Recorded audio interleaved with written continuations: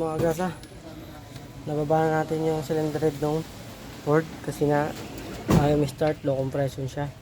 So ayan, nababa natin. Ito, basag yung mga kanyang yung mga rocker arm niya, basag. Kaya binaba natin yung cylinder head. Pero okay naman yung head natin. Wala naman siya, hindi naman nabaluktot. Binaba lang namin para sigurado lang, para ma-check lang. Kasi nga nag-aabutan yung piston tsaka valve, kaya kailangan ibaba para ma-check kung baluktot o hindi. So para hindi naman, kaya yan, bibilan natin ng gasket tsaka lang, silicone, tapos silak, yun lang. Tapos bubuhay na ulit namin to ni Rodel Jano. Ayun mga gasa, basic lang sa amin to. Hintayin nyo muli yung pagbuhay nito sa part 3. May part 3 pa to mga grasa.